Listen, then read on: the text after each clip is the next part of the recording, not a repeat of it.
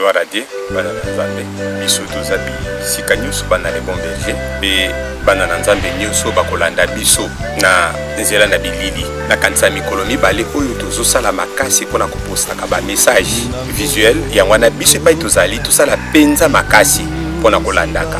Ndenge tolobaki tosabone massivement na chaîne na biso oyo les bons bergers TV. Tozwaka ba message, tozwaka ba programme et surtout tout ça les lakango penza, tout ça les lakango makasi. Lilo to telemi po to solola makambo na nzambe to lendisa na grâce au nzamba pesa biso. Ndeko na kanisa to comprendre te pourquoi na zoloba mingi mikolo yo. Na lingi na mettre au service grâce au nzamba pesa ngai. Nzamba lobelaki ngai ngolo na pesi yo eza po na mokili mobimba. Nzamba benga biso po na bomo ya bato, to guider bato, to orienter bato, to senge pa na ye ya sala kapona bato. Lelo tolingi to partager na tango amuke la tempête, l'ennemi de la foi. La tempête, l'ennemi de la foi. Tempête tozolo bango eza nini? Eza ba grave situation oyo troublaka ba parcours à vie. Ba situation makasi oyo troublaka ba parcours à vie. Oyo ekoki ko toucher ba domaine mingi ya vie ya moto. Ekoki ko basculer kondima, eningi saka kondima. Eler mi pepo eyaka bana na nzambe belé ba abandonaka foi, bana na nzambe belé bayeba ke loko kosala te, bana na nzambe belé bakataka losambo. Ezaka ba moment difficile ya vie ya bato. Et donc seulement pour ba confinement autoza nango mikolo yo maladie ezo régner non, mais tu comprendre ba tempête na bombo ya bato ebandaka la et na minute ndenge na zolo ba bana na nzambe belé bazana ba tempête makambo ezo lekela bango, makambo ezo tungisa bango makasi oyo ezo sangisa bango kimia butu pe moi. Et na kanisa toko partager na bino lelo la tempête l'ennemi de la foi. Na boyebi nyonso bana na nzambe nazo bondela pe nazo senge pa ina yo landa ngai attentif na minute mibale misato tokozwa. Yo ozo souffrir, oza na crise na kondima na yo, oza na problème na libala na yo, oza na problème na santé na yo, oza na makambo, oza na culpabilité ezo mata likola mutu na yo. Po to ebi culpabilité e boma jida olia se repentir ye ami bomaki te eza la part na yo te. Olandanga na kopesa ba voie de sortie pe na kolendisa yo. Landanga na bokebi et à chaque fois komona ba trouble na cœur na yo zo ba mateo tanga ngwata 1000 fois. Répéter et kozala pena malamu mingi. Toko bundela nzambe po to banda programme na biso. Mokonzi na pamboli yo nzambo tondangu ya penkembo. Nzambo pesi biso moma malamu ya ko partager elongo na bandeko. Wana na moma oyo mukile telemi komba Seigneur pe bana na nzambe bazo sangana te. Kasi kolo pesi biso possibilité ya kolobana na nzela na ba onde ya ko accompagner moma oyo. Na pouvoir na yo Seigneur impacter maloba na ngai. Présence na ngai Seigneur liboso na ba nyusu bakoyoka maloba ekanga mitema na bango. Zo contrôle la moment oyo bandeli peso. Telemi nyusa moyini pe na rendre yango impuissant. Au nom de Jésus-Christ. Amen. Ric chapitre 1 verset 1 à 5. Pe toko sauter toko zo verset 18 à 21. Tutangi na komboneso masia. Du temps de Jésus, il y eut une famine dans les pays. Un homme de Bethel, de Juda, partit avec sa femme et ses 2 fils pour faire un séjour dans les pays de Moab. Le nom de cet homme était Elimelech, celui de sa femme Naomi, et ses 2 fils s'appelaient Maclon et Kiljon. Ils étaient Ephraïm de Bethléem de Juda. Arrivés au pays de Moab, ils y fixèrent leur demeure. Elimelech, mari de Naomi, mourut et elle resta avec ses 2 fils. Ils prirent des femmes moabites dans l'une de ces, dont l'une se nommait Orpa et l'autre Rite. Ils habitèrent là environ 10 ans. Maclon et Kiljon moururent aussi tous les 2. Et Naomi resta privée de 2 de ses 2 fils et de son mari. Bana nzambe, na kotanga malobo yo peut-être otanga ngo mingi hein. Eza pete mais na ko vivre ya. Naomi akotaki na kati ya tempête et tout chaque vie na ye. Tomoni na koluka ba déplacer lokola makambo malamu bakende quelque part pa bamonaki mwa malamu mais akoma kuna mutanga memaki bango mobali responsable te akufi ndeko na kata mipepe mbale bele mipepe zo kota na bomo ina bato les responsables oya zo aka charge ya bato oya zo aka soya bato akei akufi misu tanto akufi spirituellement ndeki tozomona mwasi moko na mobali bazalaka na bango malamu bakomi kaka na moma moko mobali akima ndako e mobali lere akimi ndako ekoti na pasi bana banda kotanga batangaka lisusu te makambo ya pasi eye tanto bokokoma kaka na moma moko boye déconnexion na kati ya ndako na kati ya libota mipepeso ya ebele na kati ya bandako ebele lelo tozomona yango bazovivre eza kaka formalité mais au fond soko koti mipepe tempete sekota ebebisela bango makambo nyonso ebebisa meme li conjugal na bango boyokani esila ebebisa boyokani na bango baliaka epai moko te bafandaka kaka mpona koambelire liboso mais au fond soko koti na kati okabonisi ekota séparation même du corps awa mama oyo akufeli mobali ye nde moto amemaki bango akovivre ndenge nini donc mama asaki na batempete ebele papa yango abelaki atikaki mosala combien de temps on ne sait pas mais mipepo ezobeta na kati ya ndako ezalaki grave mpe na libota oyo ndeko na kati ya totangi tomoni bana wana babi batikali 10 ans batikali 10 ans na verset nango na verset 4 il prit des femmes moabites dont l'une se nommait Orpa et l'autre Ruth. Ils habitèrent là environ 10 ans. 10 ans. Est-ce que tout le monde est dans bango? Deux. Babota quitté. Donc, bango pe basilisa ki mbongo pona kokende ko luka. Nyonso na miso mama wana. Ndeko est-ce ko ibeta mama wana motema na ye. Bwaza mutu. Baluka mabota basala par tous les moyens bazo eloko. Ale bala la katongo etani mokolo moko boye banango moko akufi après quelque temps moko liso akufi. Ndeko taleta mama wana tala mopepe na yebi po ozali ozoyoka ngai mbala ebelele tozoloba tozomona corbière eleki moto akufi me na mopanzi bato baoteka basikre bar bazomela bazolia baosala makambo nyonso eza possible donc mawa mutu akufi wana eza kaka unique me pa ya mutu oyo aza mokolo mutu oyo azovivre eloko wana bato baza na mopanzi bakomona ndenge ozolela bakolo bakende mawa na mwa ntango ya moke me mutu azovivre yango aza inconsolable bato baki matanga mameli basikre bale bazongi ya kotikana tanto estoma soki mpe nzambe abateli ete mikolo ya mokuse pufa akei likolo ya susi mwana na nzambe natemi liboso mpona kolendisa yo tanto so parcourir situation difficile ndenge tomoni Ruth alekisaki makambo ya pasi eyaki na bomoi na ye ndenge makambo ya pasi eye na bomoi na yo bato ya moabi bamoab babandeki kotala Ruth est ce que bakomprenaki douleur na ye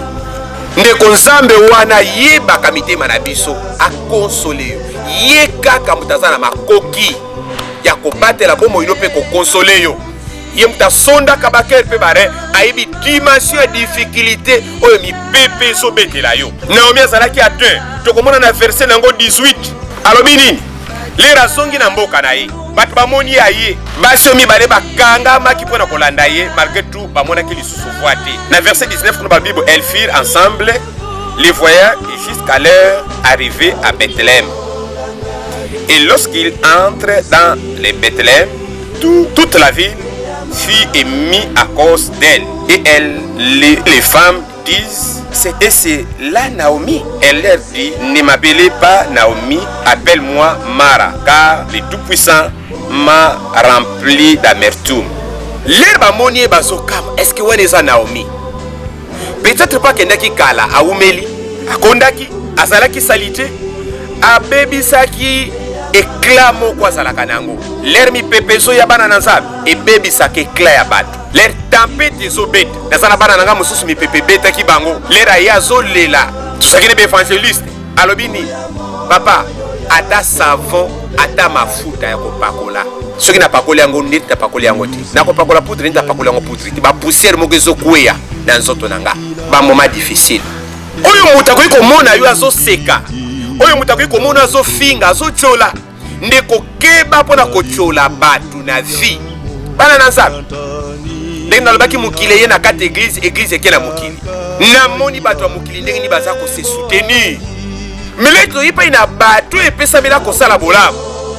Na moni ndenge baza kose ayu kotika na mokongo ko critiquer et pasi ya moninge comme esengo ya bato na kati église parmi bana nzambe na mabota na biso na ba quartier bisika tofandi ndeko mipepe boni mutu te bato mosusu komoni tranquille mais soko koti na vie na ye profond ba tempête ezobeta ye azo traverser ba moment difficile. Bato na bazo cholaye, bato bazo seka, est-ce que ça y yoka ye moko ubenga ngali susu na omete na komi kombo mara nazo détruire identité wano mi pesi yo moko obiso ba makila libata au nom de Jésus-Christ et ça la détruite lamuka makanisi na yo okozalaka makila libata te obiso bata mababe biso bato yombo jamais okotikalaka kozala mutu yombo na vie ko pronosaka maloba mabete pensaka toujours na makambo malamu pensaka toujours na événement kitoko tatolaka toujours positivité na munoko na yo croyaka ete mukolo moko nzamba kopesa voie de sortie komipesa kombo mara te ena koyebiso tiler dampe to ezobeta eyebaka ko détruire ba domaine ebele ya vie eyebaka ko ningisa ba domaine ebele ya vie comme domaine réputation ya mutu esilisaka valeur ya mutu tokutanga et to comprendre bana na nzambe ebele mipepe beti bango. La tempête, l'ennemi de la foi. La tempête est l'ennemi de la foi. Kombo nanga mara mwana na nzambe keba mutu alibosa zo problème na mabeleza yote pona nini ozo so makanisa mabe pona nini ozo se sentir abandonné nzamba tindi ngai lelo na bombo ina yo pona kolendisa yo ekozala na hasard te po yolanda prédication oyo komona batu te mona yo ninga mususu so mona sana ba difficulté kende yo kisaye lendisa lolenge na zo lendisa yo tempête les réseaux bebta tolobi nini etushaka ba domaine ya vie et détruisa kango tolobi neti réputation ya mutu likola mu pepe réputation ekosila. Job chapitre 19 verset 14 à 19. Je suis abandonné de mes proches, je suis oublié de mes intimes. Même bato baneko ya kolia na ndako na yo kosengo biloko muto chelaki motema muto amonaki amina yo abanda ko ya 24/24 mais oya okoma na mama moko boye ti 2 jours 3 jours banda ko lesila na ndako na yo banda bilamba do ekende bando bela okota na hôpital ba kosana ke liboma ya ko landelo mikolo mibale misani mais les rekomi à long terme 1 mois et ayaka mikolo na mikolo et comme il kamba ba raison ndengo za wono za abandonné otikala yo moko na ba domaine ebele ya vie e bandakala bana naza alobi nini je suis un étranger pour mes serviteurs et mes servantes je ne suis plus à leurs yeux qu'un inconnu j'appelle mon serviteur il ne répond pas je le supplie de ma bouche et c'est en vain mon numéro est à charger à ma femme mon numéro est à charge à ma femme et ma plainte au fils de mes entrailles. Je suis méprisé, même par des enfants. Si je m'élève, je reçois leur insulte. Ce que j'avais pour confident m'ont en horreur. Ce que j'aime se sont détournés contre moi. Alors même moi si nanga makambo nanga komi en charge. Nekoleri mi pepe so beta. Nzamba sunga yo telema. Bato bana na nzambe baza confiné quelque part abela ki maladi moko efandi saye kwa ke noko suba ba memele masuba basimba ebala museboy bakoma kan charge alobi même abengi mutu azalaki mwana musala oya bade kofuta soka bengi ye neta yokiti Job patron de patron nana ebaki Job mais wana mi pepe so beta et détruire réputation na ndeko réputation na yo ebeba nzambe a restaurer yo ndinga sala ke pa na Job po Job atelemaki a persévéraki a pusanaki mikolo na mikolo marke to bandaki kolela Bible lobi mwasi atindaki afinga nzambe afingaki nzambe te marke to asalaki bomoto na nzambe a restauraki ye ekomaki soni ya mwasi wana bakoyoka soni lere nzambe wana ko rétablir yo bakozanga maloba koloba longola koba yo o réputation na yo ekoma toucher na famille bakoma kosakanela yo mobala akoma kosakanela yo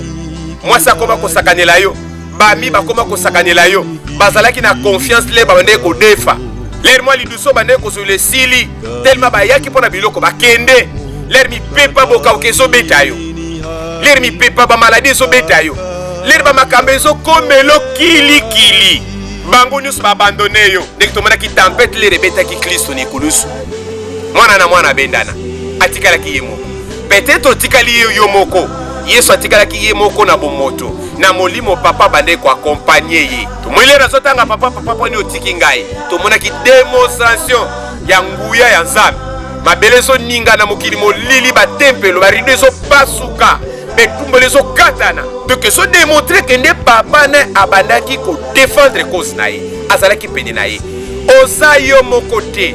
C'est ça les êtres humains na kati ya bomoto na biso ndenge moko mpe mosakoli eli alobaki nini nakimi mpo babomi bato nyonso basakoli nyonso natikali nga moko c'était ezalaki kaka makanisi na ye ndenge eza makanisi na yo osomana lokolo oza abandonné Eliza abondelaki mpo na Gehazi wana amonaki bamilitaire adverse ya baadversaire ebele alobaki tobebi ebelebele mapingo tokosala ndenge na biso toza biso moko te oyo baza kati na biso baza plus nombreux plus puissant nakobakisa ke baadversaire na biso abondelaki Nzambe afungoli miso amonaki mapinga bamilitaire bazaki na bashara moto baza tout autour no baza na bashara moto oyo bakodéfendre vie na yo d'une manière tantôt d'une autre oyo bakolobelaka yo Nzambe atikaka bana na ye te tikala moyenge beni kosede na pression te jeune fille ozozanga lipapa mipepe ezobeta yo ozosanga elamba malonga kolata eza periode ngai na kosambela na moni bana base bele babali oyo bazalaki pliba mobala ekotuna zali kolo na ye makasi koleka to expliquer ndenge mwasi azalebi wi na lingi kaye alata ane malonga te batela comportement na yo batela lolenge na kozala kosede te mwana mwasi mwana mobali le tempete ezobeta ozozanga meme lipa ya komela ti ndeko koseke mpe ozalia po peut-être oliaka bien lipa oui lipa nga na moni bana mosusu banda kodefa mapa donc na tongo azangi eloko adefi mpenza 200 kako lipa 200 aza yango te ndeko 200 mpo ozala nango fo bapesa yo te fo teka mpe eloko mpo soki oza nona eloko akoteka te yango yo moto ozozwa pambolaka Nzambe tundaka Nzambe kolala mpe kolamuka eza bitindi te kozwa mpe kolia eza momesano te eza na bato mosusu bazogreve ngolo ozwaki na monoko na yo peut-être oza na posa makambo mosusu Nzambe azosalelwa yango nano te mozuli ozomela ozomona yango moke mais eza na bato mosusu bazosumuka mpo na biloko ya kolia wana kaka aza yango te ndeko kozala ingrate te pambola Nzambe na eloko nyonso azosalela yo tomoni mipepele rezo ye etouche réputation etouchaka badomaine mingi ya vie ekoki mpe kotouche finance ya moto okotanga yango na Job chapitre 1 tomonaki ndenge nini biloko ya Job wana mipepe eza largue contre Job bibwele na ye baserviteur biloko nyonso azalaki nango ndenge nini esilaki moyini azwizwi yango moto azalaki na mabiloko ebele atikali na biloko te moto azalaki moto ya mbongo mipepe tempete etouche domaine ya finance na ye ndeko nayebosaki na bozwi nayebosaki na baprojet ebele lelo za parterre mipepe betaka mpona kobotola biso nyonso tomoni awa Naomi mipepe bete ebotoli emilimo na bato eza na bato ebele batikala seul batikala bango moko eza na maboto ebele batikala moke ndeko tozala na camarade na biso moko wana na viva nga moko sans force nayoka mawa moko impossible akufeli mwana noko na bango mtaliaki epi peut-être lelo zolanda makambo okoloba kende en tout cas penda pasteur ndenga zolo babaliaki eza na bato ebele fo na bango eza développé toloba ndenge etanga mingi na kondima sorcellerie biloko do bamona kan lokola biloko moko ezanga mituna makolo tu te trompes po oyebi te yango wana iya la sorcellerie parenthèse omoni maladie ezorenye sikoyo lere Nzambe azolakisa ngai évolution nango pourquoi mpona biso bakristo tozaki liba mosambeli ozosumuka Nzambe azolongolo bapoint ozobundela te topesaki basujet de prière totelemela ngo tala bato ya mokili kolanda biloko bazoloba te c'est ça les hommes omemi mwana moko abelaki satana aliaki na nsima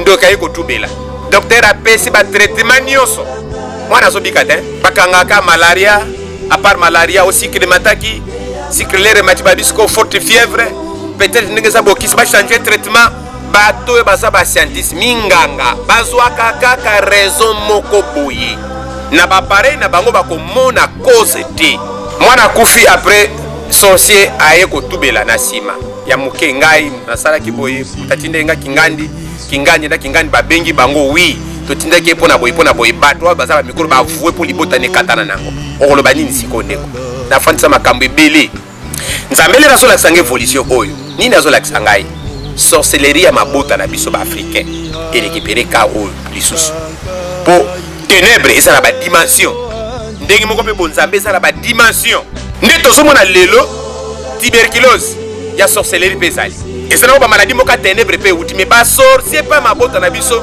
basungi satana lisusu te bato bakobela ngo awa bazolakisa ngai mabulu ya bato mwana na nzambe yoka mosali na nzambe naza mosakoli ya santima te na bandi kotambusa bato kobanda kala nayebaki eloko te ngai nasala gardien na bapaster appel na nga eza mystique banda nzambe abenga nga na banda deja kokamba bato baleki nga na badimension oyo tokobenga charnel na batitre na bakombo me malobo so topanda na molimo mosantu ebandaki koedifie bango kotambusa bango pa par pa mpo bango balonga tolamoka situation eza grave nanu totraverse les pires te plus baréalité bamboka na biso oyo atoyibi biso moko diable arécupere likambo na maboko basorcellerie ya mabota na biso ezwi donc yo koya kobela yango oyo simbaki te na gant onyataki quelque part te mpo lataki masque te me ya sorcellerie yango biso basambeli tozonga na losambo le tozotala ndenge nini bakango ezomata tozomona eloko te mpo desa na milio biso tozali nebelo ya bato tozali ekose faire sentir mbala moko te mais au fur et à mesure tozokende mais ça sera grave bana na nzambe nazomona bato bazokufa na bandako bato bazobanga kokende bopito e na bavision nanga nazomona biso basali na nzambe na bateni ya bacroix rouge tozokunda mabulu mosusu elingi olakisa ndenge nini tokoki koarrete nombre de mort na mabondeli ndeko kobima lokola folie epai na bato baza bana na nzambe te epai pa bato baza bana na nzambe ya classe ya kotanga aza na mwa intellectualisme moko boye azomema nguti na bonzambe na makamba bible c'est folie tala bayebi so kende mokili na kala ezalaki uniforme nzambe abandaki komove komituna te biso nyonso tobotami pa Adam na Eve c'est la folie soko olandi na bato ya mokili donc tomoni tempete awa ebeti finance ya Job ekomisi par-terre ndeko batangaki yo na domaine moko lelo zonga nsima et tokokende plus tokomona kende tempete ezotouche même domaine de la foi ezotouche domaine de la foi ezobeta kondima moto ekomi par-terre bana na nzambe ebele lelo baabandone foi batiki kondima na nsima likolo ya mipepe azeli eloko moko ezokomele te azelaki mobembo azelaki lobiko azelaki libala azelaki mabota azelaki misolo nayebi te soki na koenimere oyo ozozela te mwana na nzambe kondimana ezonga nsima na koyebi soki nde c'est l'ennemi eza mipepe lere eyaka uniquement mpona kobasikle kondima mutu soko olendi te okoki kotyola bana na nzambe ebele baabandona foi tokotanga na Acte chapitre 27 verset 18 à 20 tokotanga na kombo na Yesu Masiya tokozwa 18 verset 18 tozaka na 27 les dents d'aimer comme la tempête n'arrêtaient pas de secouer les bateaux avec violence on l'a délesté d'une partie de sa cargaison. Le troisième jour, les matelots ont jeté de leurs propres mains tous les agrès du bateau à la mer.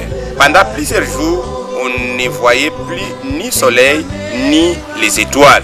La tempête continuait de faire rage et nous finissions par perdre tout espoir d'en sortir sain et sauf.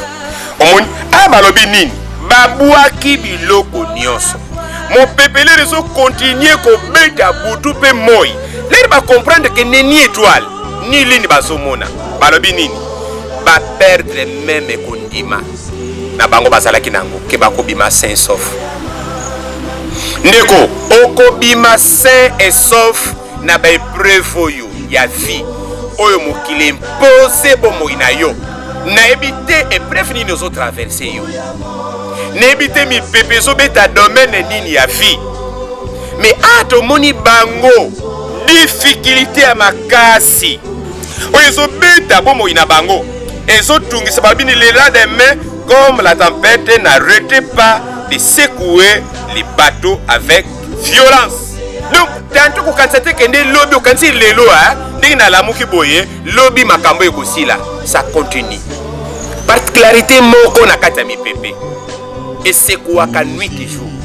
Okoitilisa la ba matelote landa na likolo basali be fort nyonso possible bakoki ko s'en sortir te po ezalaki moment ya mipepe osala effort nyonso na badomaine nyonso yango ekata losambo mwana na nzambe bakoma na verset biblique ni que ce qui t'empête eloko moko ezotungisa yo mikolo na mikolo eumeli okata losambo na yo la musako ndima na ye ko interpeller yo zongela ba sujet de prière nyonso yo tika wana lero monyango sans succès sans réponse sans eyano okata kosambela pourquoi la musa boyebi na yo la musa makasi na yo et tokoya kososole te mipepe misusu pe ezobeta mpona bomoi na biso moko lere tosumuki mpona masumu mpona désobéissance na biso lere biso to désobéir epai ya nzambe wana mipepe ya ndeko oza na ka oza nango wana mpona désobéissance na yo naye mpona condamne yo te me naye mpona l'action fois de sortie po mingi bato basalaka baerreur afandeli mabe wana so balingi balati o mate ya condamnation mais finalement okobima nango mpe ndenge nini so balakisi yo te pa yo kwelaki mpe ndenge nini okoki kobima nayebi ke eza satana olingaka koyoka te bato batouche point ya faiblesse na yo epai nini okwelaki ndenge nini ozodétruire ndenge nini osumukaki ndenge nini okabonaki na nzambe okati télévision obi okati motei obi obimi danto kobona lokola na église baya kobwakelo bambwakela molimo na nzambe apeso kimia okoki kokoba lolenge wana te okoki kokontinue lolenge wana te okoki kokontinue lolenge wana te la désobéissance ni boyokanaki na nzambe tala ndenge désobéissai veni nosalaki na nzambe tala ndenge bebisango tala relation na nzambe pour le moment ndeko oza incapable à contenir liboso ya nzambe mpona kobanda losambo kipabilité beso mato mikolo na mikolo mais oza mwana na nzambe ozo continue kobika o continue bongo c'est l'ennemi longola kipabilité wana fongola misu mona zonga sima tala malamu epai obungaki tozomona tempête okoti na bomoi ya Jonas. Jonas chapitre 1 verset 1 à 5. La parole de l'Éternel fut adressée à Jonas, fils d'Amitai, en ces mots. Lève-toi, va à Ninive, la grande ville, et crie contre elle, car sa méchanceté est montée jusqu'à moi. Jonas s'éleva pour s'enfuir à Tarsis, loin de la face de l'Éternel. Il descendit à Jaffo et trouva un navire qui allait à Tarsis. Il paya le prix du transport et s'embarqua pour aller avec les passagers à Tarsis, loin de la face de l'Éternel. Ne ko abandonner même poste pour bande ko sala ba reglaka makambo ndengo wana esoko sumukaki il faut tika ko servir nzambe ne faut-il makuto compter faut abandonner loko wana ato moni désobéissance ne ko zwa charge ya likambo moko boyo tikango abandonango désobéissance na maloba na nzambe na mibeko na nzambe ememaka mipepe na bomo ina bato ato moni Jonas. Dans verset 4, la Bible, mais l'Éternel souffla sur la mer, un vent impétueux, et il se leva sur la mer, une grande tempête, et le navire menacé de faire naufrage. Les marées eurent peur, et ils s'implorent chacun leur Dieu. Ils jetaient dans la mer les objets qui étaient sur les navires, afin de les rendre plus légers. Jonas descendit au fond du navire, se coucha et s'endormit profondément. Oh! L'irresponsabilité, l'irresponsabilité. Comment kokiko kende kolala ne lekoyo bato basokenda kokufa. Yo nde koza makambo nyonso na kata ndako. Boka okezo kota, ba maladie zoya, complication ya, likola marche na yo. Même na kata libota, yo chef de famille.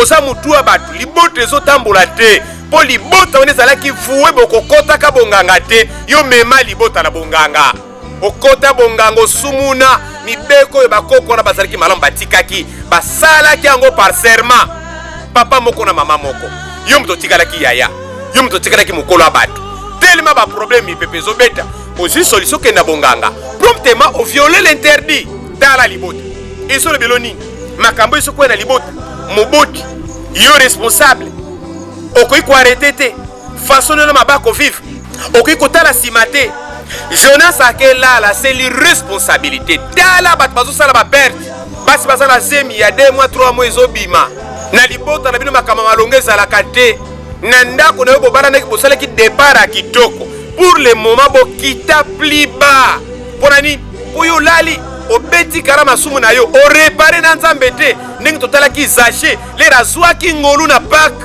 lera yambaki mokonzi ya pake alobaki akoperdre occasion favorable oyo te nga fona repare amonaki yango pasi na motema bato na mokili bapimelaki eveni ya kristo na ndako na ye ndenge tozoma batangaki mingi panda okanisa bonzambe eza kotanga na mibeko kotya na kingo bonzambe eza vraiment lix moko boye bato lokola basache basumuki wana nzoka yesu wana ya pake ayela nde bato mabe comment accepter likambo na yo mpona nini accepter likambo na yo olali pourquoi pas confesser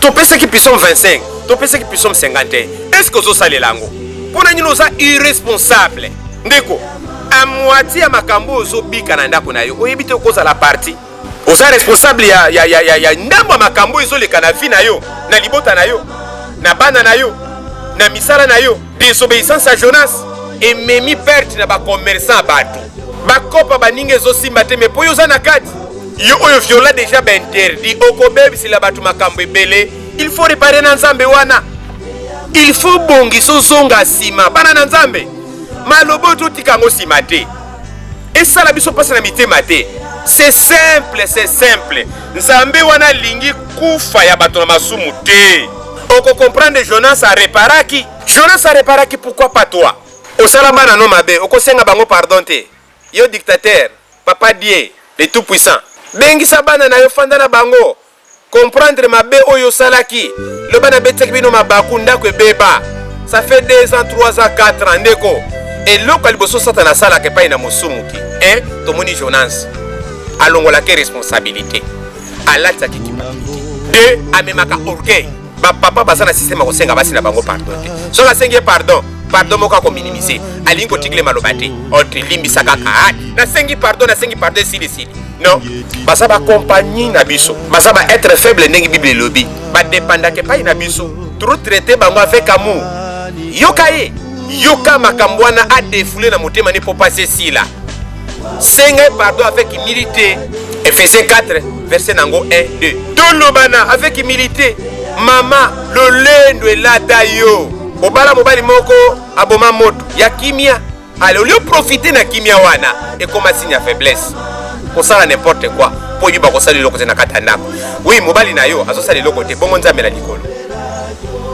o comprendre ndako nuti koma na basket mi pepe mususu soya pona masumu la tempête l'ennemi de la foi ebungisaka kondima bato zonga fuka malibosa mobali na yo senga pardon ndeko solo na bandeko na yo banda bobeba na jusque zaka nombre de fois ya pardon ya bandimi oyebi yango te lolendo olataka yo za juste na makambo nyonso ba pardon nyonso sengaka nzambe ayokaka yo te mpona nini po yo pardona bandeko na yo te ti mokolo na kokufa oyebi yango kasi tanga yango te maloba lolendo na monoko yango mutu lera akufaka monoko mutepolaka liboso somona mutu akufa zoloba inactif na monoko na bote na yo monoko ekangama lolendo eza ya sens te kende na cimetière mona bato bazalaki ntango ezali 14 okomona satana babwaki ye bato oyo baza na se na nkunda baokambola bi na yo mpe moto bande kondendisa mabele ezali 14 obande kozala na baprojet ya kotonga ndako na yo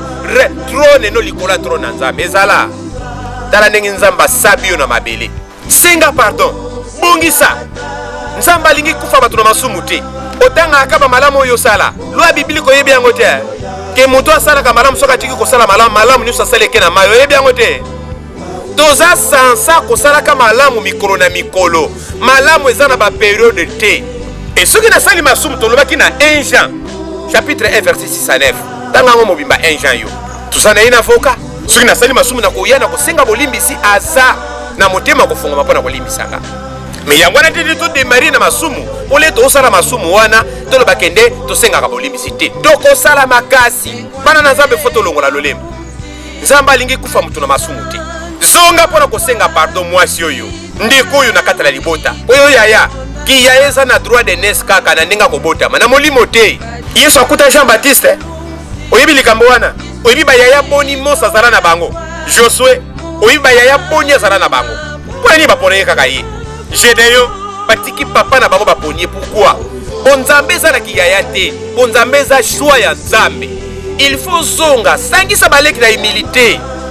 Lakisa bango exemple tele libota eza kobeba chef de famille oyo bino bokene kolamusa nzungu wana libota baninga bakoma kwene kosambela bino soki bosangani kaka fuko lukanganga moko ya kofandisa bino boyoka soni te eloko bakoko batika ofoto kene kolamusa ngo pozonga yo muto ozwaki penser wana ozwa pe penser wana te o contribuer otinda misolo lobiso zabana na Nzambe bino bokende bosala kaka ndenge bino bokosala bongo boya koyebisa biso mais contribuer okende déjà o péché à confesser mbala sima ko pesa mbongo na makamba ndengo wana te usa tuza bana na Nzambe usa tuza bana na Nzambe te bana na Nzambe ba dépendaka kaka na Kristo.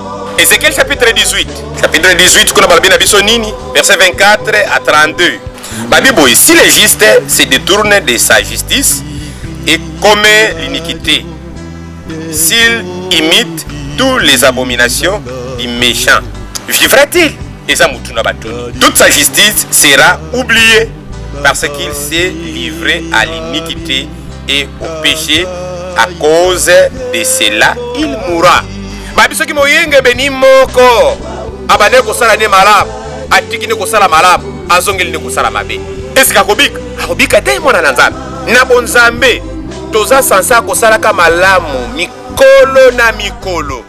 Et Jean wana tosotanga chapitre 1 wana nde mwa remède tellement toza bato ce qui est arrivé kaka tosala masu to pusani pa ina Nzambe pona ko senga kulimbisa et to tellement pona ko continuer ko kende obeta akaba masolo biso to pesa ba offrande biso to sunga bato et makambe belemele passé vie spirituelle eza conjugué na le présent le passé ne koka ko sala nango mabe le passé ne koka ko sala nango pe malamu mais le présent komi mabe.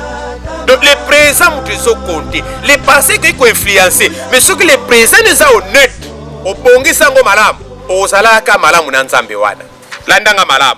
Tukena verset 27 Bible si le méchant revient de sa méchanceté, il pratique la droiture et la justice. Il fera vivre son âme. Omun, ce qui botono basum pa tiki masumu na ye, abandi ko sala malam, akobiki sabomo inaye, yom to kondana kaka bato. Pona lobi na bango lelo na bango sondaka bakera bato wana eza musala na yo te eza musala na yo te posa ilaka hypocrisie eza makamba Nzambe mutasondaka bakere pe bare mutakozala lelo asalaki mabe lobi se repentir aleki yo na bato okoka kosonde bolamu pe mabe ya bato te po bomo ya bato bomba mana kati eloko kontaka na bomo ya mutu eza motema longo na musala wana ato moni bapesi méchant temps ya ko se repentir. Repends-toi papa bongwama zongela bolamu quel que soit natira mabe osalaki ko memelo mipepe peut de mipepe mususu eyaka kaka na désobéissance ale bondela Nzambe azongisa bolamu oyo yo perdre c'est possible Nzamba ko sala yo kaka libondeli ya batu oyo batutama mitema bayepa inaye. S'il ouvre verset 22 s'il ouvre les yeux et se détourne de toutes les transgressions qu'il a commises, il vivra, il ne mourra pas. Maison d'Israël, dit l'Éternel, dit la voix du Seigneur n'est pas droit.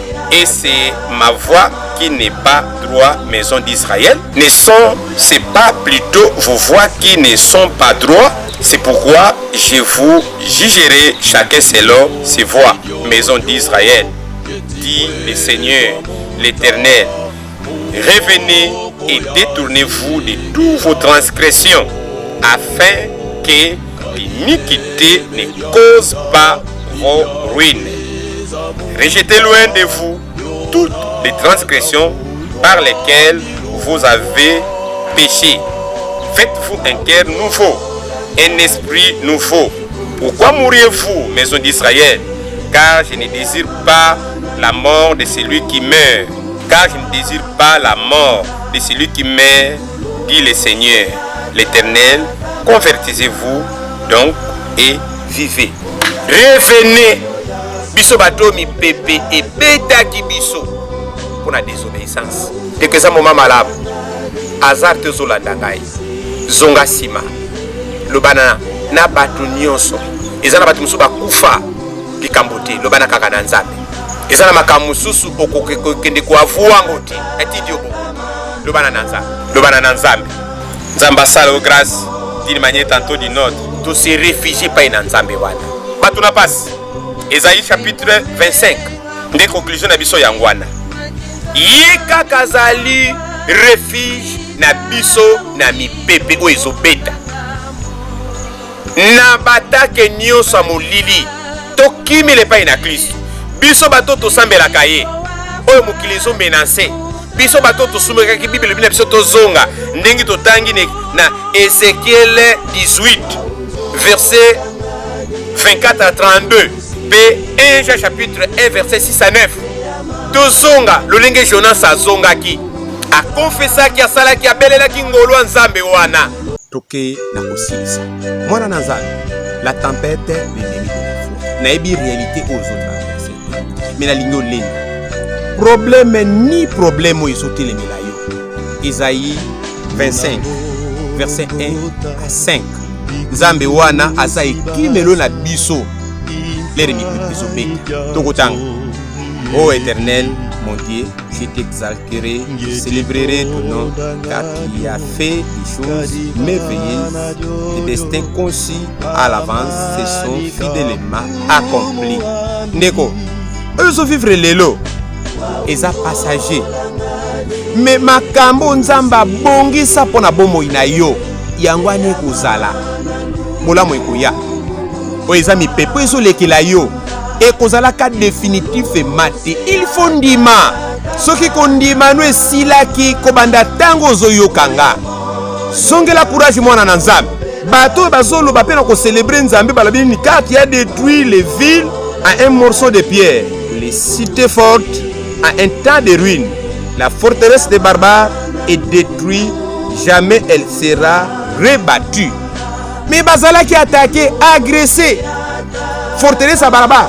Et pas makasi ya bayini ezalaki et pas ba bomba ki bundeli na bango et pas ezalaki ba source ya batak na bango mais na moment moko ndengi Nzamba sa bongi sa te ba kozala ka détruire na moment oyo ayebi ko détruire ko bebisa miango sa satana forteresse nyosa moyini na libota na yo na vie na yo ezala détruit et pas moyina zwa kabilo ko na ipona ko attaquer bino.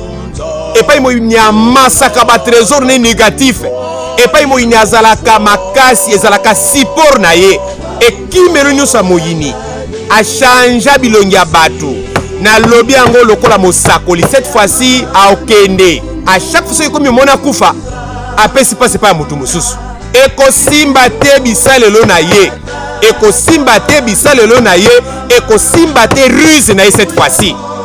A kozala atteint d'une manière tantôt d'une autre. Misala nyosa salaka kindo kinaye succès oyazui renommé oyazui pona ko silisa bino pona ko lia bino pona ko jeter ba mauvais sort ko larguer ba maladie incurable ko gatise bomo ina basi ko sala ke bato ba te bato ba botate bato ba kutana na makamba pasi. C'est fini au nom de Jésus-Christ. Babi boye. Car tu as détruit la ville à un morceau de pierre, la cité forte à un tas de ruines. Elle ne sera jamais rebâtie. C'est pourquoi les peuples puissants te glorifient, les villes des nations puissantes te craignent. Okobanga Nzambe. Bakokumisa kombo Nzambe à travers makambo Nzamba kosala pona bombo. Ndeko zo se fier na ba prophétie. Oyibi ba rêve osala. Oyibi ba recommandation zoa. Yo ndimi vino kosuka ndenge za wana. Obosana ba recommandation Nzambe soko za nango te nga nazo ebiso lelo okufa te mipepe wana ekosarete. Kristo oyo atelemaki mpona kopamela mopepe na barka aza na bomoi mpona kopamela mipepe nyonso oyo eza kosabatre na bomoi na biso ekosan finir ndenge ozomona wana te. Bato baza na bisengo lelo mpona sujet na yo bakozala na mawa bakokoma bajaloux bana na nzambe solo bayebi makambo yoza nango bayebi situation no malamu bakoglorifie nzambe mpo loboko ekobikisa yo ekozala ya baminganga te okobika miraculeusement e soki ozondima ngo loba amen epai ozali nzambe asala yo ngolu abikisa yo arrete mopepe wana onyokwami mingi bato bazoyeba te okoma kosala bainsomnie sante oza nango eza sante na yo te mpona nini mwana na nzambe okodemere na faiblesse wana mpo lobi ozwaki te mpo lobi osengaki ozwaki te mpo lobi osengaki ozwaki te obosani boboyi na job pasi oyo tozoloba la tempête l'ennemi de la foi eyaka tanto komona basecour nyonso ferme ozosambela nini tozosambela te na verset nango 5 4 badini verset 4 tu es un refuge pour les faibles okokandokino wana te oza faible liboso na ye me nzambe no aleki ye na makasi kima epai na ye kaka yebisa nzambe makambo ezotungisa lobela nzambe makambo ezosala pasi Job 5:19 lobela nzambe biloko ezosala pasi faible un refuge pour les malheureux dans la détresse un abri contre la tempête un abri contre la tempête kende kosabrite na se na ye moto na pasi kokende bonganga te kosala n'importe quoi te koyoka biyokela te kobwakisa nzambe te le seul isino ya secours c'est lui il est un abri kati na mipepe au milieu de la tempête oyo ezobeta bomba mepai na ye lelo eza lobi te c'est ça la loi des miracles mama afandaki na kotanga makele ezalaki chaque jour bambula ebele papo bapotre babikisaki afandaki wana na porte ya tempelo bambula ebele mama azala na kuki na mokongo afandaki wana na kuki ne bambula ebele kasi mokolo moko donc c'est ça loi ya miracle na bomoi na bato oyo bana na nzambe nazosepelere nazotanga un abri un ombre contre la chaleur car le souffle des tyrans est comme l'ouragan qui frappe une muraille balakisi makasi ya tyran eza lokola tempête mopepo ya makasi ouragan oyo ezobeta miraille ndenge mokonzi moko alobaki liboso ya ouragan mangue etela te kweya esekuwaka nyonso mi balobi mopepa ouragan ya moyini eza lokola ouragan oyo ezobeta miraille mpo ekweya ye kaka koyikosa esango landa malamu comme tu donnes la chaleur dans cette terre brûlante tu as dompté les tumultudes des barbares comme la chaleur est étouffée par l'ombre d'un nuage ainsi on était étouffé s'il vous plaît comme la chaleur est étouffée par l'ombre d'un nuage ainsi on était étouffé les chaleurs de triomphe de tyran loko la chaleur ekimaka ndenge naza bonaza na moi ekimaka soki mwa ombrage moko eyi tomoni mwa pio ndenge wana chaleur wana mopepe wana moto ya tyran nzambe azalaka lokola ombrage abomoi na biso arrete timilitude ya tyran arrete loyembo ya tyran arrete vaga mipepe ndeko le surnaturel eza réalité nazobelela yango na bomoi na yo ekota na moma oyo nga nazoloba na badomene nyonso ya vie bisika mipepo ebetaki wana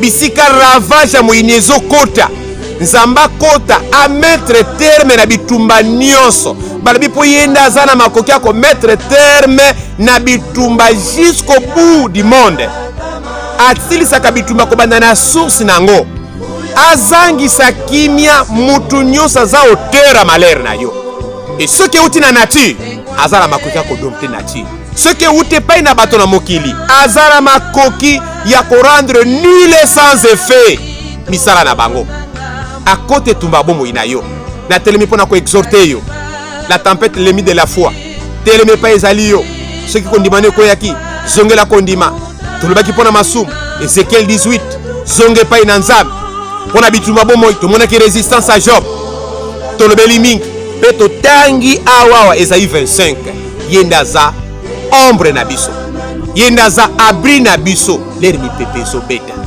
osalelaki bonganga change ozamuta baloge change zonga epai na nzambe wana lobele kaka mokonzi na sumukaki ngam to nakendaki epai ya banganga ngam nakotaki loge boy ngam nasalaki eloko à partir de maintenant je laisse entre tes mains ma vie ndeko kobanga te interdit na bango wana soko sali confession ya solo aza na likolo akozwa charge na yo directement benga ngai numéro yango oyo kaka ezotindela bino banani benga koma poste même na WhatsApp oza na problème lobango totala yango na mozindo mutu moko alobaki soko osali boye okufa te yesu kaka mutazana makoki ya koloba mpe salama nzambe apambola yo nzambe apeso makasi nzambe abatela biso tomikengela na bileko oyo toza na course vers la 3e guerre mondiale mokili ekoningana.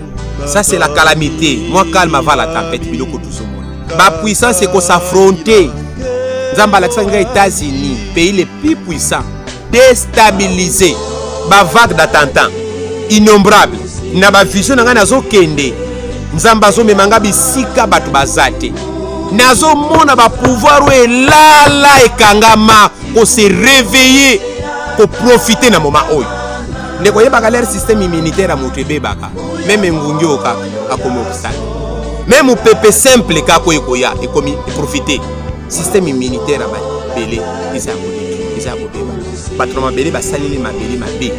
Biloko nyoso e défendaka biso. Ils a détruit. Ba belé za profané. Ba puissance sur les réseaux ya.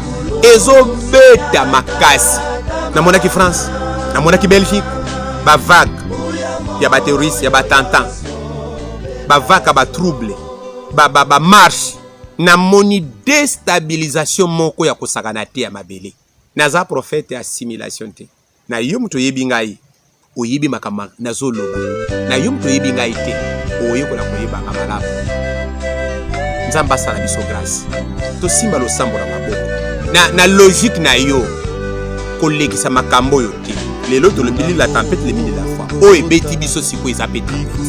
Telema na mabonde. Ozano na ndako. Kilo anini ozoka pour sambe. Sambela na tongo. Sambela na 9h. Sambela na 6h. Na 12h. Sambela na 15h. Clôturer na pokwa. Soko za na makasi kila. Do malamu fanda notala no télé. Pona masque. Assurance yangwana. Ba désinfectant zui. Kasi lere koti na kindoki. Barrière ezate. Lere zoka ba président bataminene bazobe. Le bongo yo. To bonde na kona. Na moni ba pays na biso Afrika ba pillage. Ba trouble. Dès que tout le monde a bakulu na wana. Donc yo kakapina kendi bat bazo lembana. Ba la police débordée. Na lobaki tene bandela moni mabulu ebele. Ba sala nzambe to lati bilamba lokwa bako. Tozo kunda mabulu mususu. To kota na musala ko bana na nzambe. Makambo yo eza ya ba minga ngato moni politique. Omoni koti tina bakisi ya. Omoni ba pays likolo ndenge bazo potana. E bongo biso. Bato baza ko na vérité lokuté koti. E bongo biso. Donc tout ça. Ah, on a fait des arbres pour aller na sepela qui na posté vidéo ko na projeté na kondima na ngai destruction ba pouvoir du mal condamnation agenda nyoso caché ya moyini na mboka nzamba pambola yo nzamba batela yo ba pisom to posta ki bija landa ba pisom to pesaki tanga ngo régulièrement et pour la santé malamu pour la bongo soko sali yango te mwana na nzambe mosali toza na problème na nzambe mokili na kokufa toza kivei nzamba pambola biso nzamba bate na mabota nyonso nzamba za na mosu na kosambela na moma moke mokonzi tandalo sala grâce na moke na biso tokoka te yaka na nkembo na visiter ba moko na ba moko bafandi bisika nyonso baza na pasi bazolela bato ba perdre likia tala moma oyo banda mokili salama moko na moko banda ko bika avec sûreté nani andima ki mokolo moko